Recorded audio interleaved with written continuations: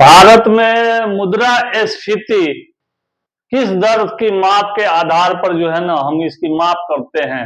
उपभोक्ता मूल्य सूचकांक, थोक मूल्य सूचकांक या तथा श्रमिकों के जीवन निर्वाह सूचकांक के आधार पर जो है ना इसे किया जाता है। औद्योगिक कर्मगारों के लिए उपभोक्ता कीमत सूचकांक के आधार पर consumer price index for industrial workers, ये कौन जारी करता है?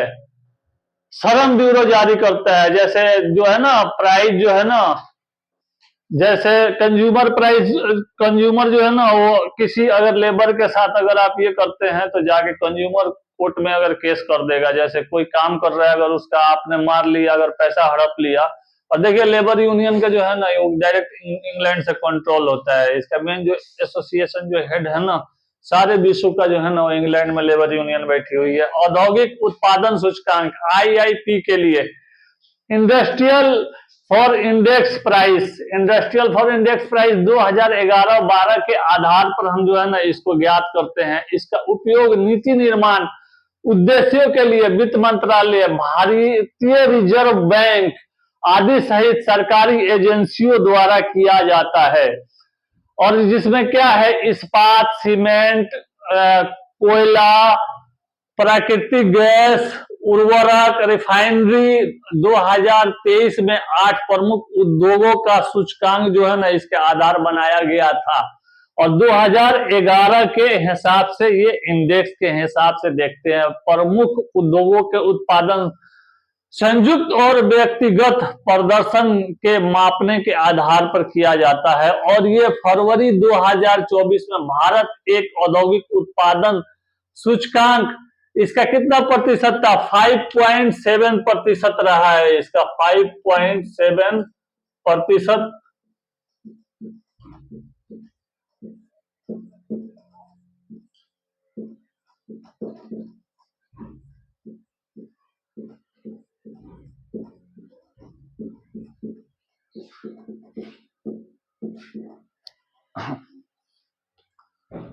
फरवरी 2024 माह के लिए आधार वर्ष 2011-12 के साथ औद्योगिक उत्पादन सूचकांक IIP के साथ औद्योगिक उत्पादन का त्वरित अनुमान 147.2 है।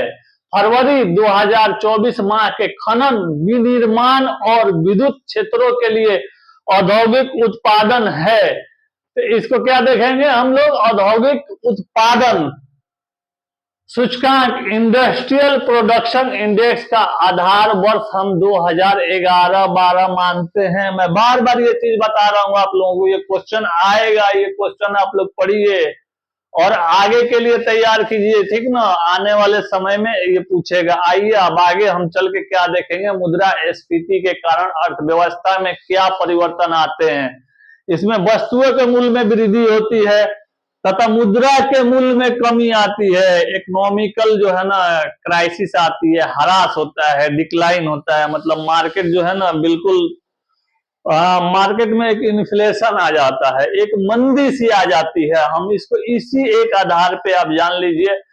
लिपस्टिक वर्क्स कर्व क्या दर्शाता है? ये मुद्रास्फीति और बेरोजगारी दर के मध्य जो संबंध जो है ना उसके बीच का क्या है, मतलब कैसे हिसाब से है, उसी को दर्शाता है। जैसे अप्रैल 2024 से पहले थोक मूल्य सूचकांक WPI भारतीय रिजर्व बैंक के द्वारा भारतीय मौद्रिक नीतियों के निर्धारण मानक उर्जित पटेल समिति की सिफारिश, summit of the Urjit Patel of, इसका क्या है कि पश्चात इसे बदलकर उपभोक्ता मूल्य सूचकांक, कंज्यूमर प्राइस ऑफ इंडेक्स, इसको क्या बोलेंगे, CPI कर दिया गया है। अब आगे इसका वाणिज्य बैंक, कमर्शियल बैंक देख लेते हैं। सरकार को किस माध्यम से आधार देता है और उधार देता है, किस आधार पे ये जो है ना उधार देता है आप लोगों को? एक बेस ऑफ रेट और बेस ऑफ जो है ना आप लोगों को कर्ज जो ऋण होता है ना वो किस आधार पे देता है। तो भारत में व्यापारिक बैंकों की लेनदारियों में सबसे महत्वपूर्ण अंश किसका है जानते हैं आप लोग?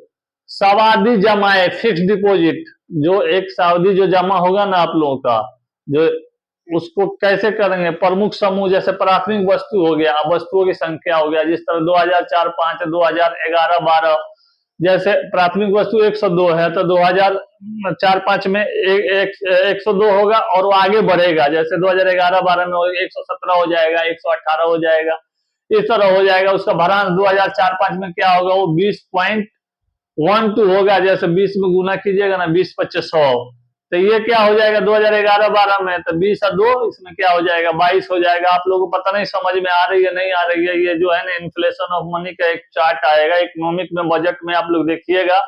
अगर थोड़ा भी आप लोग मेरा लेक्चर सुन के पढ़िएगा तो आप लोगों को शायद समझ में आ जाए कहीं, और समझना चाहिएगा। तो आइए, वह स्थिति जब मुद्रा स्फीति इन्फ्लेशन एवं मुद्रा संकुचन डिफ्लेशन की अवस्था के साथ साथ उपस्थिति हो के उसे क्या कहा जाता है? सक्यूफ्लेशन उसको बोला जाता है। ऋण की सीमाओं में परिवर्तित करना खाद्य नियंत्रण की किस रीति को प्रयोग द्वारा संभव है?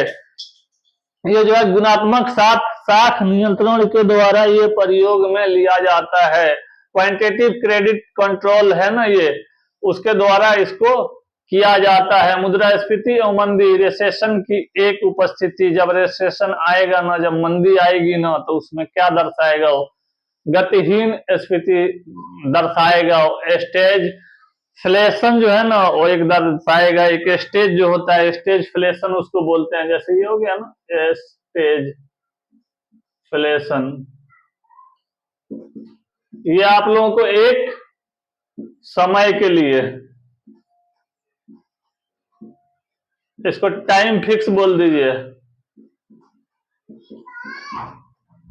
Time fixed of stage. ये इसी को क्या करता है? आइडेंटिफाई करता है।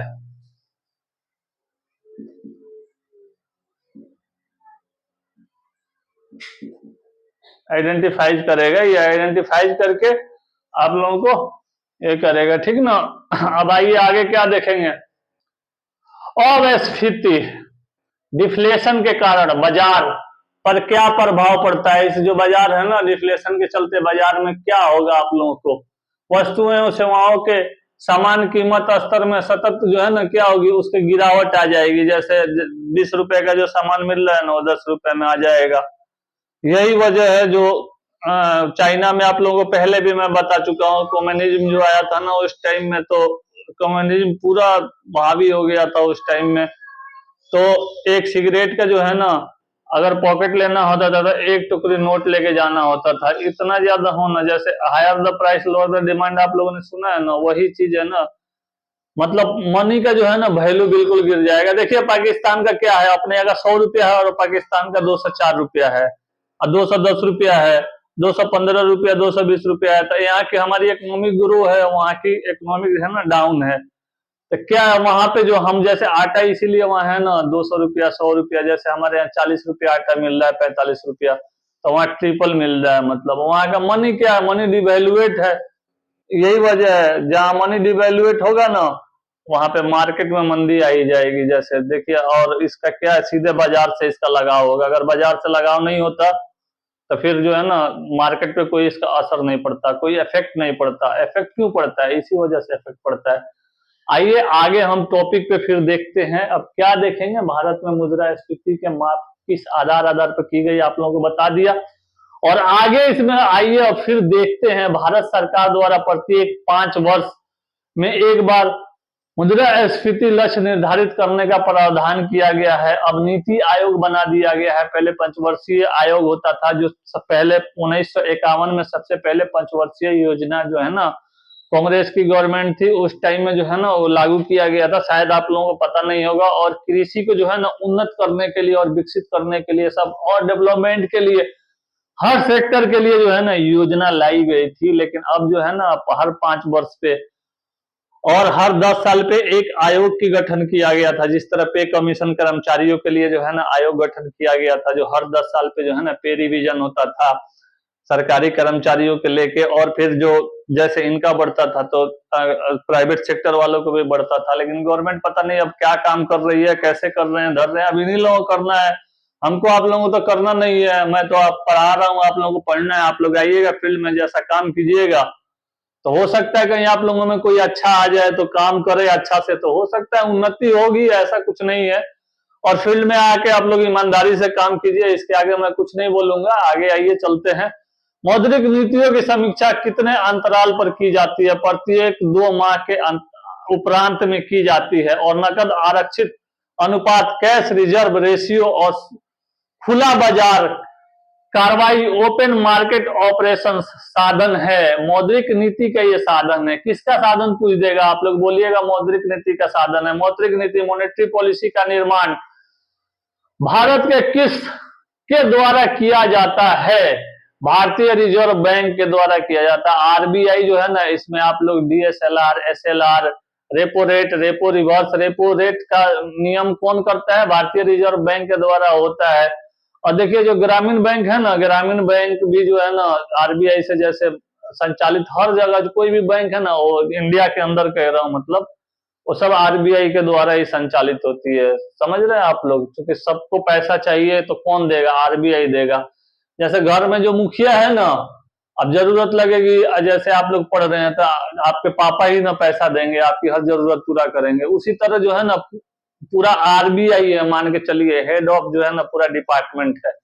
आइए आगे अब क्या देखेंगे? आगे देखेंगे भारतीय रिजर्व बैंक के पास विभिन्न व्यवसायिक बैंकों की कुल जमा और आरक्षित राशि का निर्धारण भाग क्या कहलाता है? नगद आरक्षित अनुपात, CRR, कैश रिजर्व रेशियो के नाम से हम जानते हैं। शायद आप लोगों को पहले बता चुका हूं मैं इकोनॉमिक में, आप लोग मेरा पहले शायद क्लास देखा होगा, तो ये आप लोगों को ये चीज और समझ में आती होगी। और मैं आप लोगों को फिर थोड़ा सा इसमें डिस्क्रिप्शन के रूप में और बता दे रहा हूं।